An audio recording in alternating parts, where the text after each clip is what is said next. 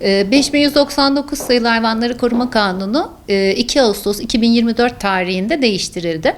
Bu değişiklikle birlikte yerel yönetimlerin, belediyeler ve il özel idarelerinin tüm başıboş köpekleri hiçbir şekilde ayrım yapmaksızın sahipli, sahipsiz, tasmalı, tasmasız, küpeli, küpesiz, çipli, çipsiz hiçbir ayrım yapmaksızın derhal en hızlı şekilde toplayıp bakım evlerine götürüp müşahede altına almaları, müşahede süresi sonunda da sahiplendirilebilir olanların sahiplendirilene kadar barındırmaları gerekiyor. Bir daha asla sokaklara, kamusal alanlara başıboş bir şekilde terk edilmemeleri gerekiyor.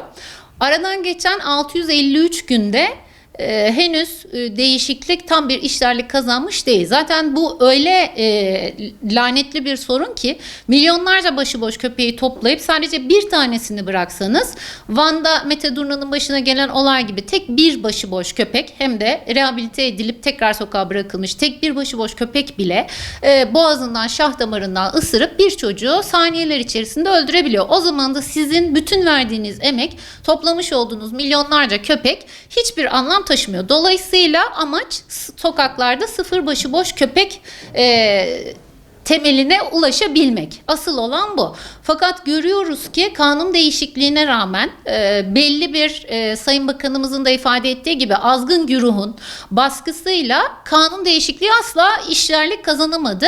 Kanun değişikliği öncesinde olduğu gibi belediyeler sanki bir takdir hakları varmış, bir takdir yetkileri varmış gibi sahipli köpeği toplamam, o köpeğin tasması var alamam, küpeli köpeği alamam gibi bahanelerle adeta halkla dalga geçiyorlar. Bu noktada yürütmenin başı belli bir yasamada çıkan kanuna göre yürütmenin başı olan Cumhurbaşkanımızın da belli bir talimatı var. Bu sorunu ne pahasına olursa olsun çözüleceği ve artık annelerin evlatlarının ardından ağlamayacağına dair vatandaşa, Cumhurbaşkanının Cumhur'a vermiş olduğu bir söz var. Ama bu sözün 653 gündür tutulmadığını da gözlerimize görüyoruz.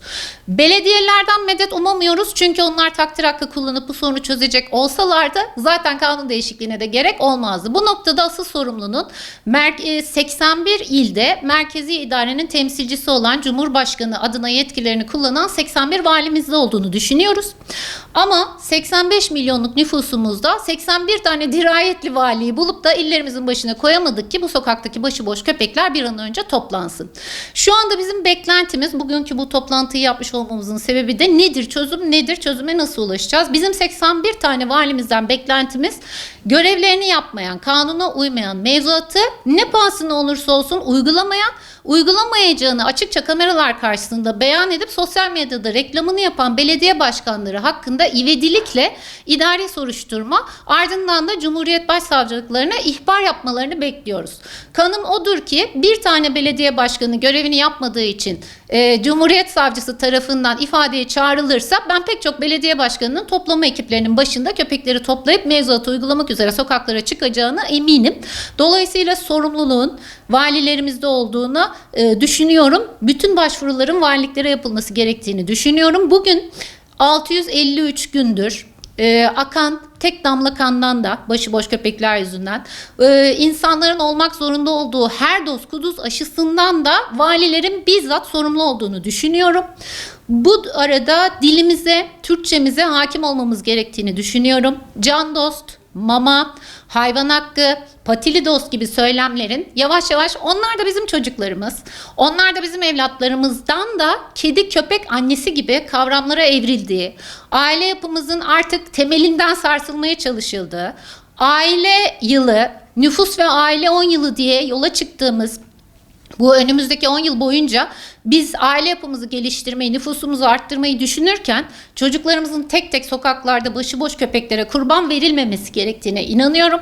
Sokaklarda katliam ve kan kokuyor diye bağıranları da bakım evlerine uzağa gitmelerine gerek olmadığını, sokaktaki katliamın Mahram Elinpınar'ın olduğu gibi, Mete Durna'nın olduğu gibi Ankara başkentte evinin önünde 20 köpek tarafından parçalanarak sürüklenen Tuna'nın olduğu gibi çocukların başına geldiğini, katliamın, kokan kanın da bizzat evlatlarımızın kan kokusu olduğunu belirtip 81 ilimize 81 dirayetli valiyle bu sorunun bir an önce çözülmesini dört gözle bekliyorum diyeceğim ama dört gözle bekleyecek vaktimiz bile yok. Derhal hemen bugün acil çözüm bekliyoruz.